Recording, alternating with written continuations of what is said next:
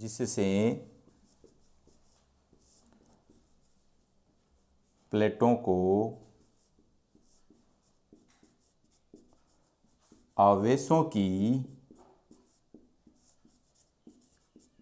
पूर्ति होती है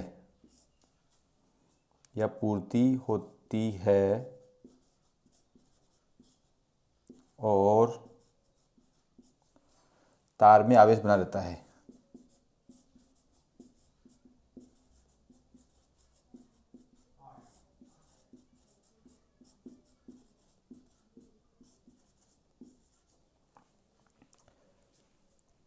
इस प्रकार विद्युत सेल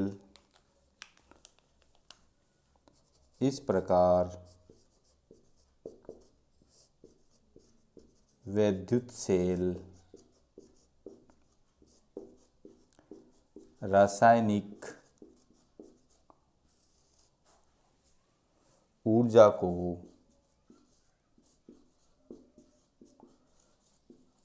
विद्युत ऊर्जा में बदलता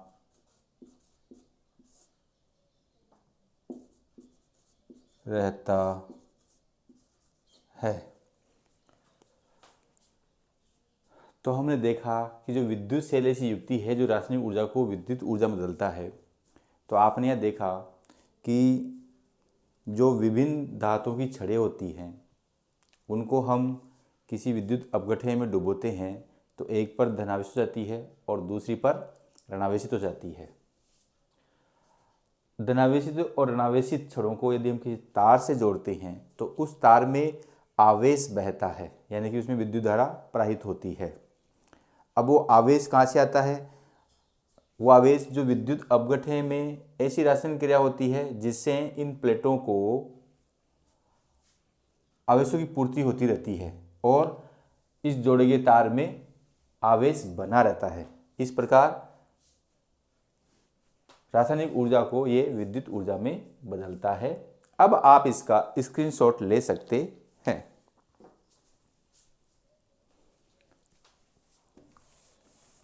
अब विद्युत सेल में जो पॉइंट नंबर नेक्स्ट वो है आंतरिक प्रतिरोध। सेल का आंतरिक प्रतिरोध, internal resistance of cell.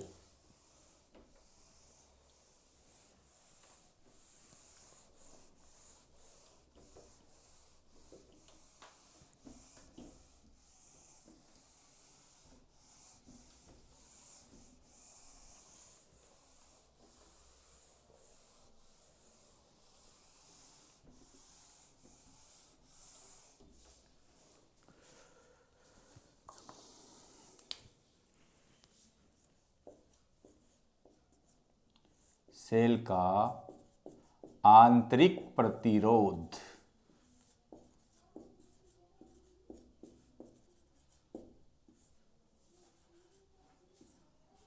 Internal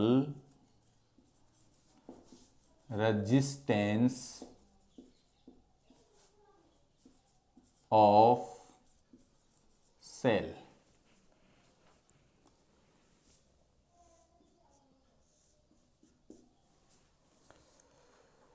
किसी विद्युत सेल में धारा के मार्ग में जो रुकावट होती है या बाधा होती है या जो व्यवधान होता है उसे हम सेल का आंतरिक प्रतिरोध कहते हैं और उसे स्मॉल r से प्रदर्शित करते हैं।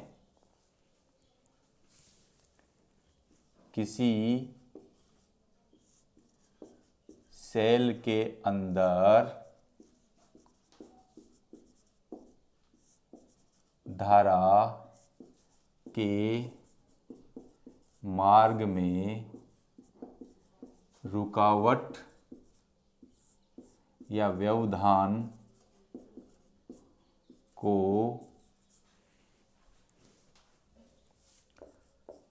सेल का आंतरिक प्रतिरोध कहते हैं।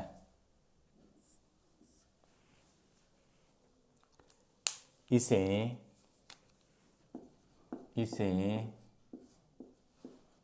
R से व्यक्त करते हैं,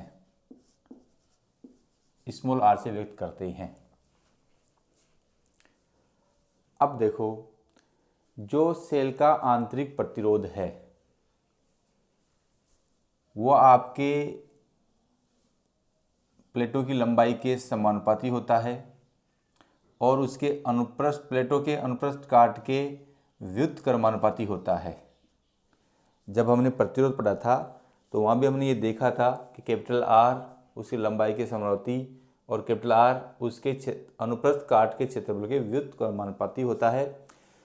सेम उसी आधार पर सेल का आंतरिक प्रतिरोध भी प्लेटों की लंबाई के समानुपाती होता है और अनुप्रस्थ काट के क्षेत्रफल के व्युत्क्रमानुपाती होता है।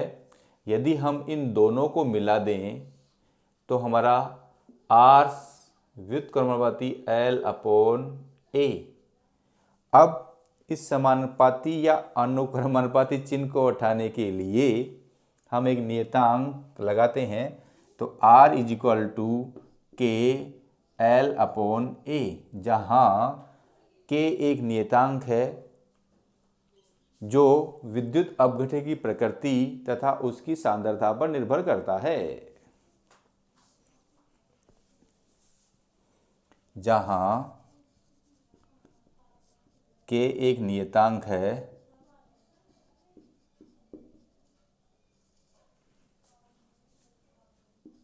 जो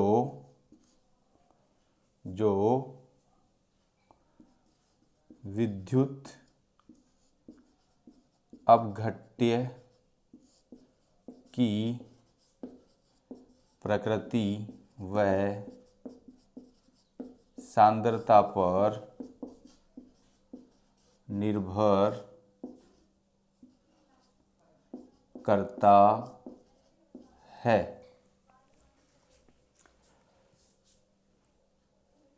सेल का आंतरिक प्रतिरोध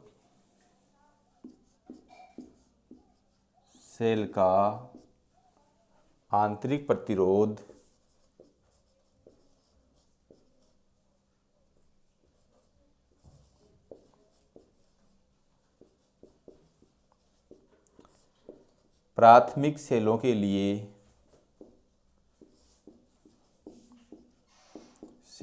लिए अधिक तथा द्वितीयक सेलों के लिए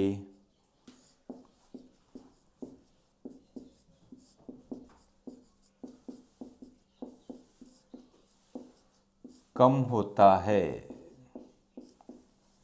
देखो बच्चों, हमने यह लैंग्वेज लिखी है कि K एक नियतांक है जो विद्युत अपघटन की प्रकृति व सांद्रता पर निर्भर करता है। सेल का आंतरिक प्रतिरोध प्राथमिक सेलों के लिए अधिक होता है और द्वितीयक सेलों के लिए कम होता है।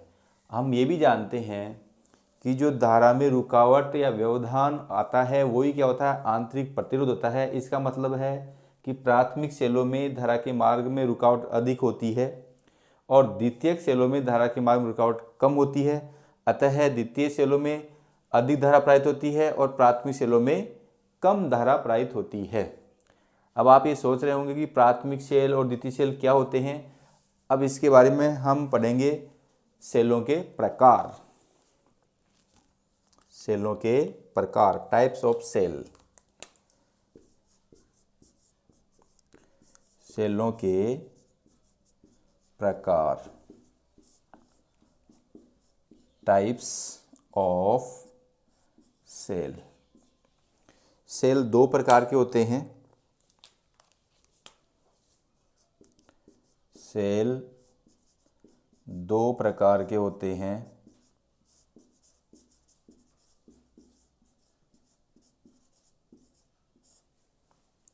नंबर 1 प्राथमिक cell,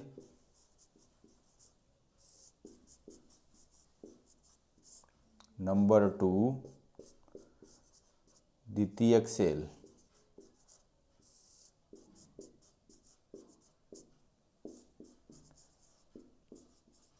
primary cell and secondary cell. अब आप इसका स्क्रीनशॉट ले सकते हैं।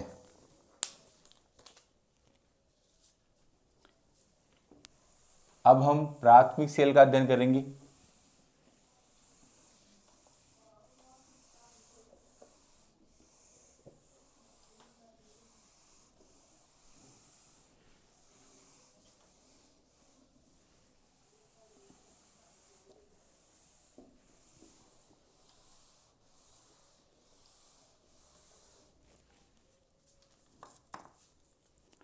तो नंबर बना जाएगा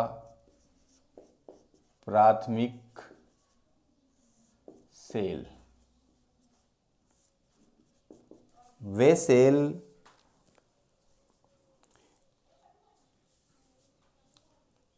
जो विद्युत धारा को रासायनिक ऊर्जा में बदलते हैं और जिन्हें बार बार चार्ज नहीं कर सकते हैं, या वे सेल जो सीधे सीधे विद्युत ऊर्जा को रासायनिक ऊर्जा में बदलते हैं और जिन्हें चार्ज नहीं किया जा सकता है, प्राथमिक सेल कहलाते हैं। जैसे आपका डेनियल सेल, लैग्रांज सेल, शुष्क सेल, ये आपके प्राथमिक सेल होते हैं। वे सेल जो सीधे सीधे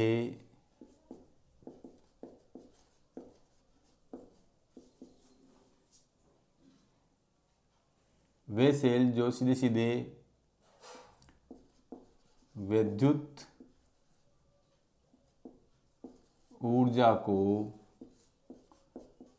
रासायनिक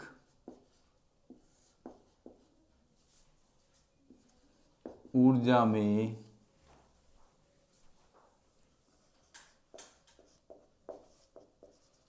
बदलते हैं और उन्हें दोबारा चार्ज नहीं किया जा सकता है, प्राथमिक सेल कहलाते हैं। उदाहरण के लिए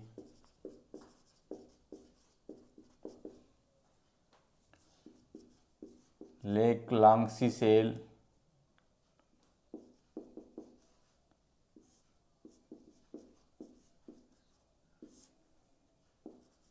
डेनियल सेल,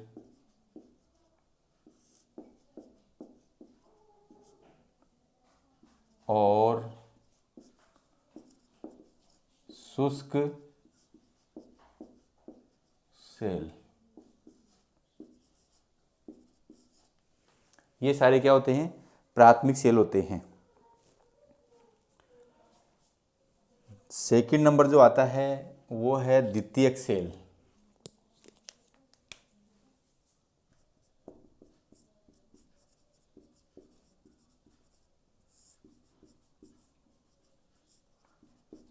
अब आप इसका स्क्रीनशॉट ले सकते हैं।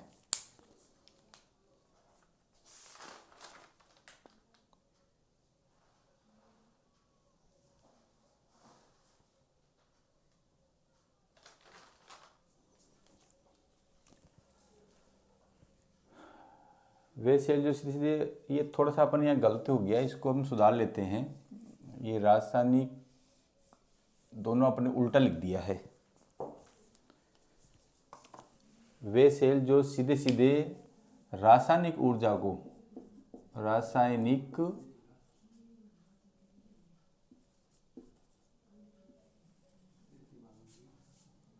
विद्युत ऊर्जा में बदलते हैं।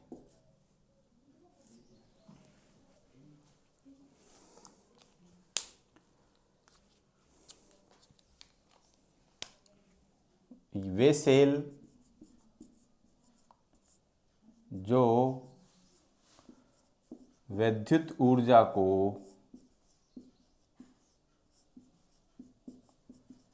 पहले रासायनिक ऊर्जा में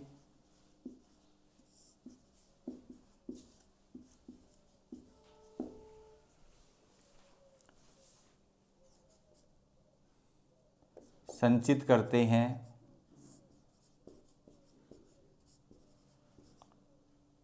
फिर आवश्यकता पड़ने पर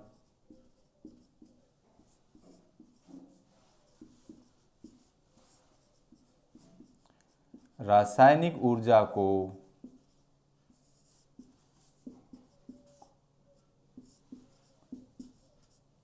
विद्युत ऊर्जा में बदलते हैं। इन सेलों को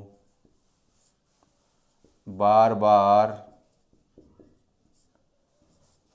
चार्ज किया जा सकता है।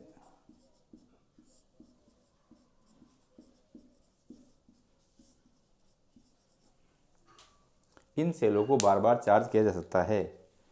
उदाहरण के लिए जैसे सीसा संचायक सेल, सीसा संचायक सेल। अब आप इसका स्क्रीनशॉट ले सकते हैं। आशा करता हूं कि आपने इसका स्क्रीनशॉट ले लिया होगा।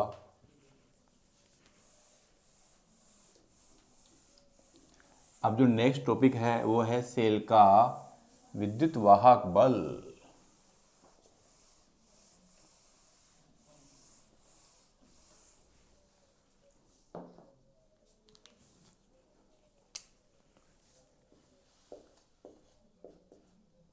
सेल का विद्युत वाहक बल,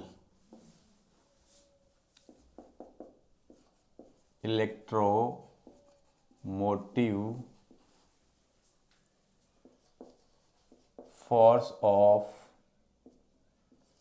सेल। देखो हमने ये बात कर सके हैं कि इलेक्ट्रोमोटिव फोर्स को हम शॉर्ट में EMF भी लिखते हैं। कई बार हम लिखेंगे सेल का विद्युत वाहक बल, यानी सेल का EMF। इसका मतलब है सेल का विद्युत वाहक बल अर्थात इलेक्ट्रोमोटिव फोर्स। अब देखो जो इलेक्ट्रोमोटिव फोर्स होता है वो प्रति एकांक धनावेश को प्रति इकाई धनावेश को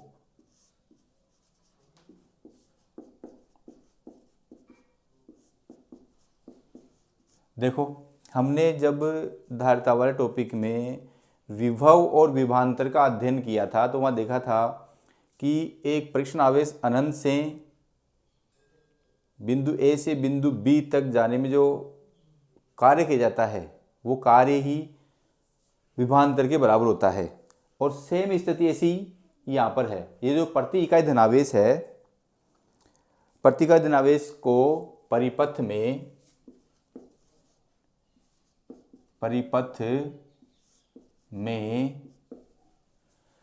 जो विद्युत परिपथ होता है, प्रति इकाई धनावेश को परिपथ में प्रवाहित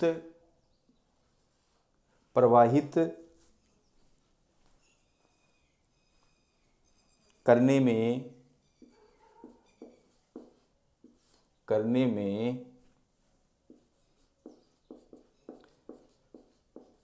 सेल द्वारा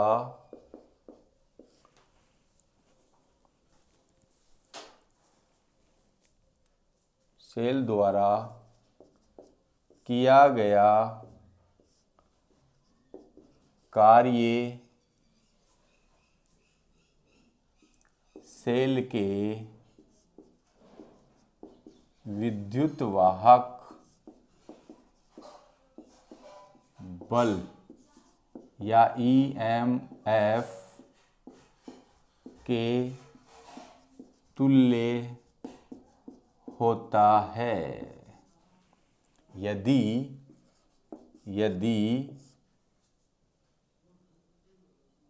परिपथ में Q आवेश प्रवाहित करने में सेल द्वारा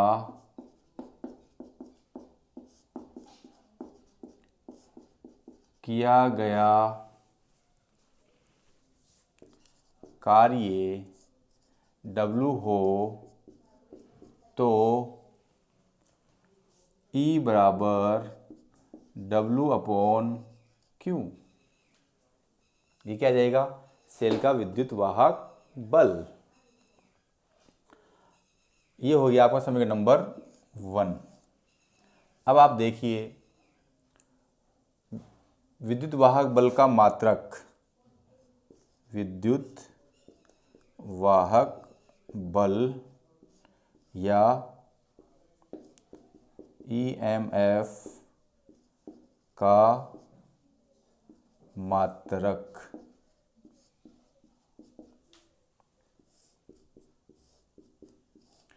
देखो यह जो Q है, मान लो कि धनावेश है, तो प्रति इकाई धनावेश को परिपथ में प्रवाहित करने में सेल द्वारा किया गया कार्य विद्युत वाहक बल E के तुल्य होता है। या सेल का विद्युत वाहक बल क्या है? कैपिटल E है। सेल का विद्युत बल क्या है? कैपिटल E है। और ये प्रति इकाई धनावेश को परिपथ में प्रवाहित करने में सेल द्वारा किया गया W सेल के विद्युत वाहक बल के तुल्य होता है। अब इसी के आधार पर हम इसका मात्रक लिखेंगे। E का मात्रक वही होगा जो W/Q का मात्रक होगा। E का मात्रक बराबर, E का मात्रक वही होगा जो W/Q का मात्रक होगा। W कार्य जूल में होता है और आवेश कूलाम में होता है, और जूल बटे कूलाम को ही हम वोल्ट कहते हैं। आपने पिछली वीडियो में देखा था, हमने 1 वोल्ट को परिभाषित किया है। अतः देखो यहाँ पे आप एक चीज़ ध्यान देनी होगी कि जो सेल का विद्युत वाहक बल है वो एक विभवांतर है, न कि एक बल है। तो रिमार्क करके लिख लीजिए। रिमार्क करके अपन लिख लेते हैं, रिमार्क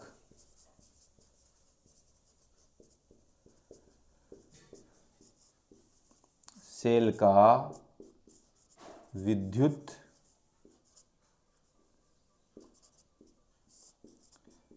वाहक बल एक विभवांतर होता है, विभवांतर होता है, न कि बल। जैसे नाम से स्पष्ट है कि ये बल है, परंतु ये बल नहीं होता है। जो सेल का विद्युत वाहक बल है वो एक विभवांतर होता है। आप नाम पर इसमें नहीं जाएं, इसके काम पे जाएं। ये विभवांतर नहीं है, एक प्रकार का बल है। तो जो सेल का विद्युत वाहक बल है वो एक विभवांतर है, न कि सेल का बल। अब आप इसका स्क्रीनशॉट ले सकते हैं। आगे देखेंगे इसकी बीमा, विद्युत वाहक बल की बीमा या EMF की बीमा।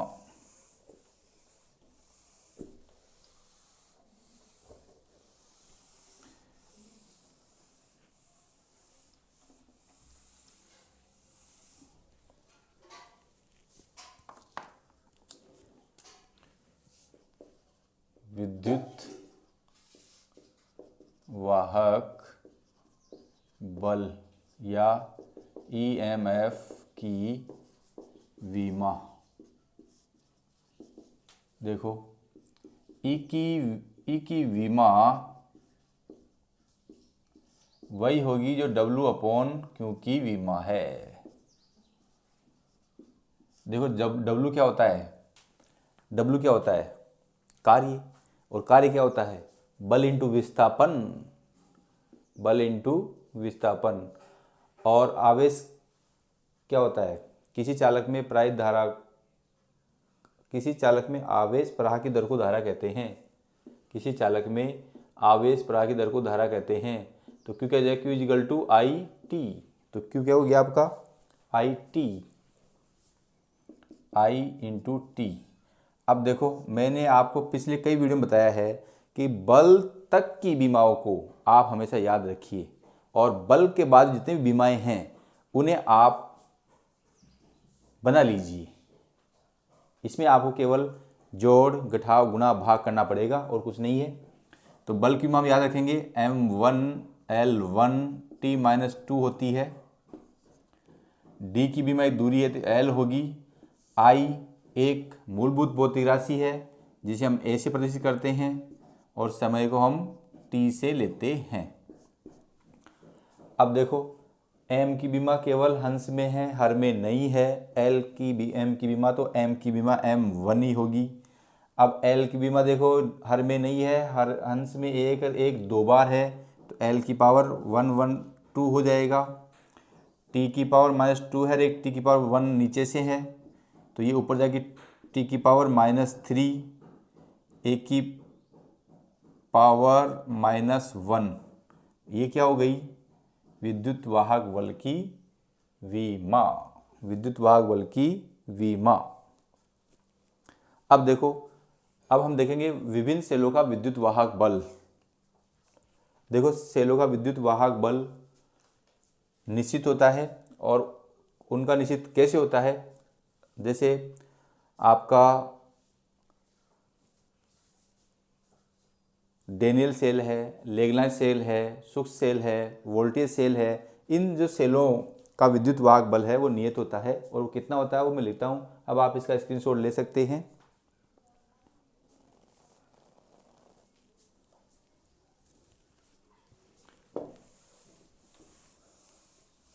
तो विभिन्न सेलों के विद्युत वाहक बल।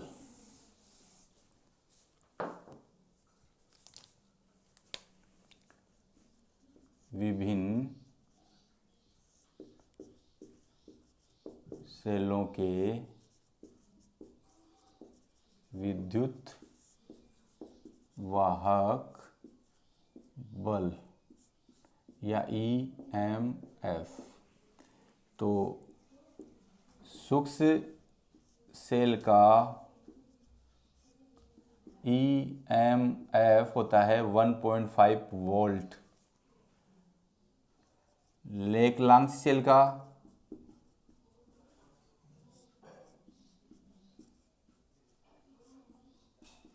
EMF होता है 1.5 वोल्ट। डेनियल सेल का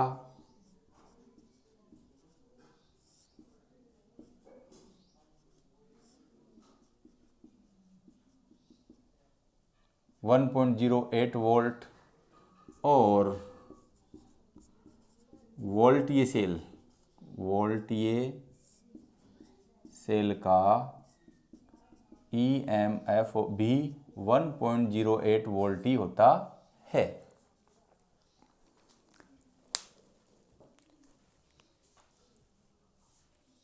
अब दूसरा है विद्युत वाहक बल का प्रतीक चिन्ह। विद्युत वाहक बल का प्रतीक चिन्ह, विद्युत वाहक बल का प्रतीक, भाई इसका symbol of electromotive force. Symbol of electromotive force. जो सेल का विद्युत वाहक बल का प्रतीक होता है वो आपका इस प्रकार होता है, ये प्लस और ये माइनस।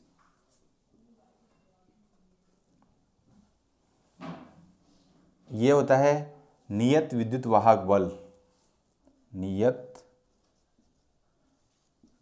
विद्युत वाहक बल। और दूसरा होता है, चिन्ह में कोई परिवर्तन नहीं है, सेम ऐसा का ऐसा ही है, केवल यहाँ पर एक कटता हुआ एरो लगा होता है।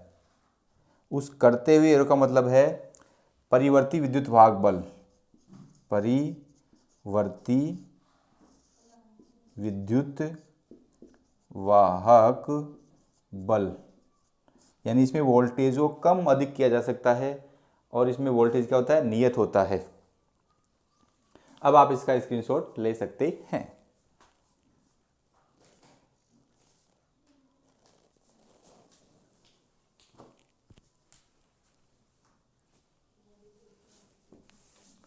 अब नेक्स्ट है सेल का आंतरिक प्रतिरोध।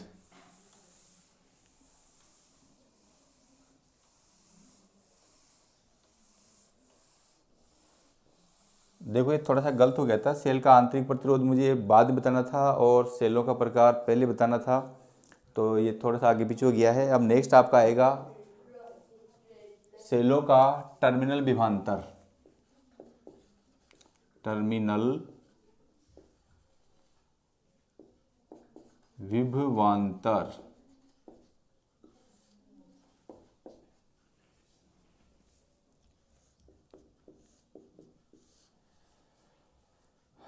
प्रति इकाई धनावेश को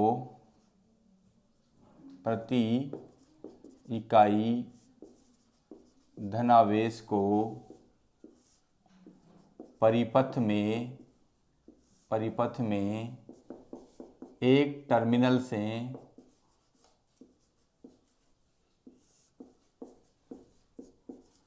दूसरे टर्मिनल तक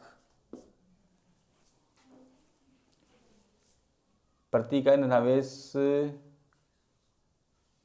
परिपथ में एक टर्मिनल से दूसरे टर्मिनल तक, प्रति इकाई धनावेश को परिपथ में एक टर्मिनल से दूसरे टर्मिनल तक प्रवाहित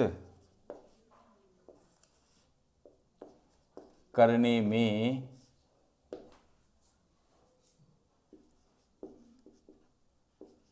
बाह्य परिपथ द्वारा किया गया कार्य को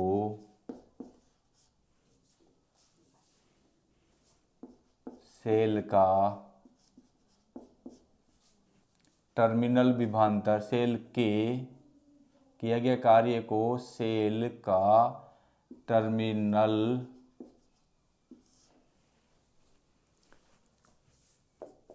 विभवांतर कहते हैं। तो यहाँ E इक्वल टू आएगा W एक्सटर्नल अपॉन Q, ये हो जाएगा आपका समीकरण नंबर 1।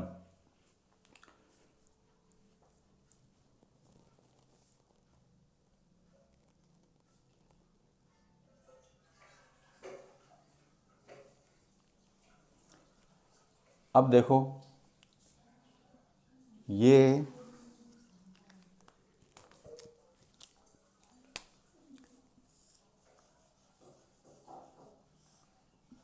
प्रतिरोध R है,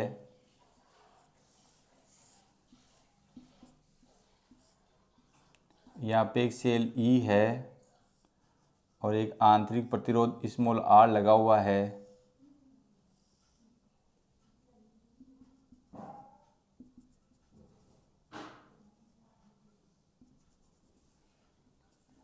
ये आपका विद्युत सेल है।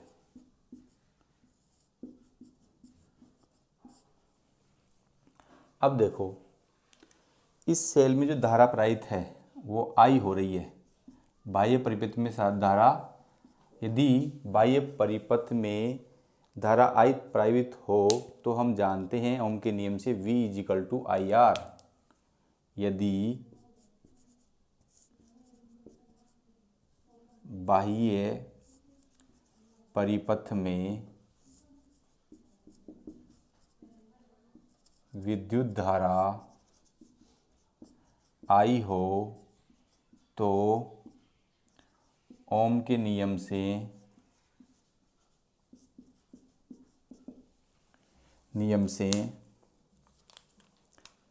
V is equal to IR।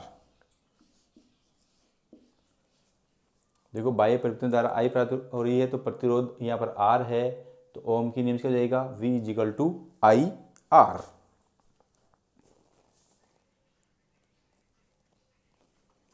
अब देखो ये आंतरिक प्रतिरोध है, आंतरिक प्रतिरोध के कारण वे ऊर्जा को ही हम विभव पतन कहते हैं, जिसे हम पोटेंशियल ड्रॉप भी कह सकते हैं। आंतरिक प्रतिरोध के कारण वे ऊर्जा अर्थात विभव पतन,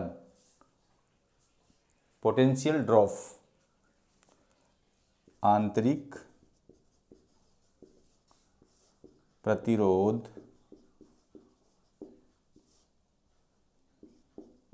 आर के कारण वे ऊर्जा या विभव पतन, इसे बोलते हैं पोटेंशियल ड्रॉप।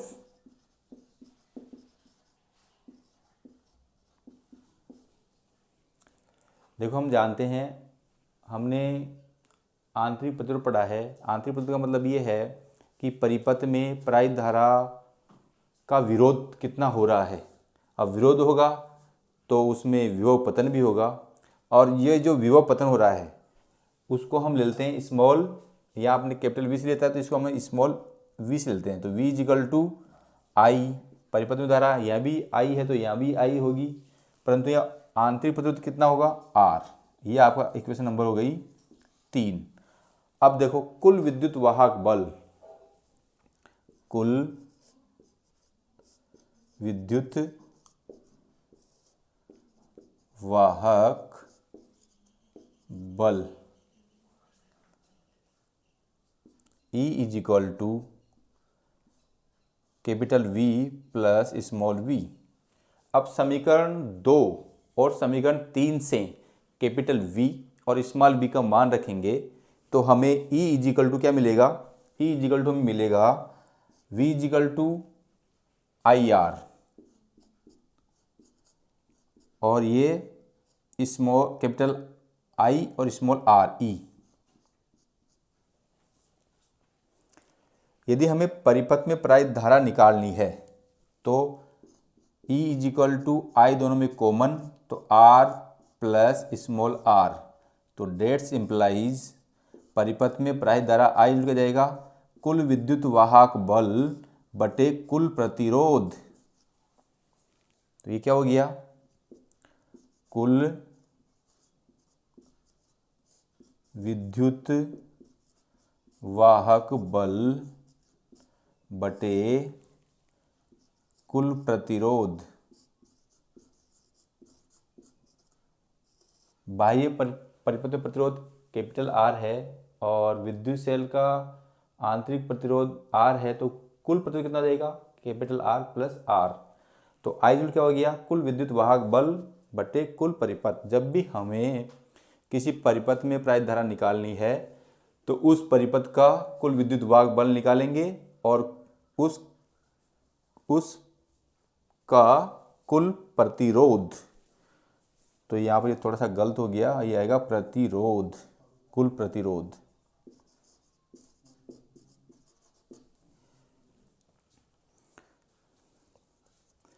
अब आप इसका स्क्रीनशॉट ले सकते हैं।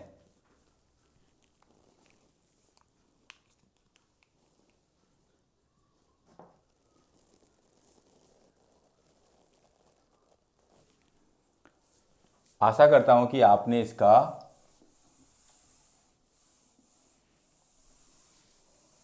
स्क्रीनशॉट ले लिया होगा।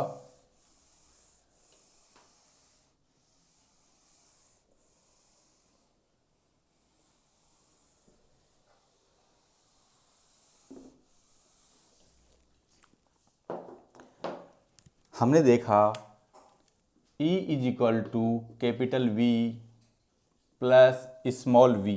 स्मॉल v क्या है, I R. E minus V is equal to I R, मैंने पक्षांतर कर दिया v का।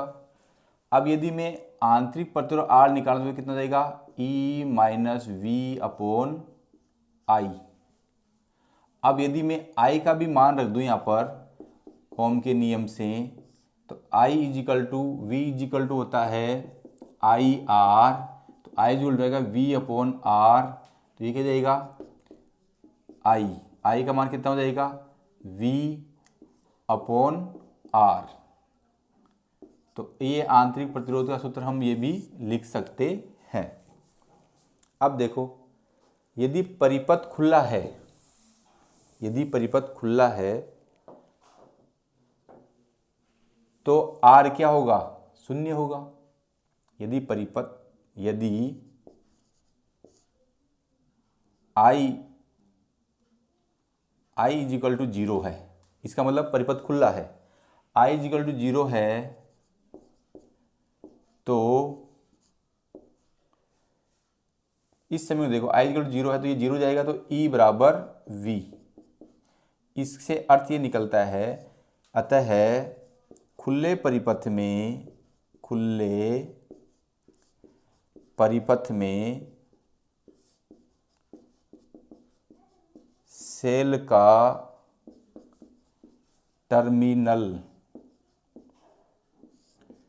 विभवांतर, सेल का टर्मिनल विभवांतर ही सेल का विद्युत वाहक बल होता है। जब खुला परिपथ हो तो सेल का टर्मिनल विभवांतर ही विद्युत वाहक बल होता है, विद्युत वाहक बल होता है। देखो ये चीज मैं बार बार रिपीट कर रहा हूं, जो सेल का विद्युत वाहक बल है वो एक प्रकार से बल नहीं है, जबकि वो क्या है, सेल का विभवांतर है। तो डियर स्टूडेंट्स, आप मेरे चैनल को लाइक, कमेंट्स और सब्सक्राइब करना नहीं भूलें। Thank you.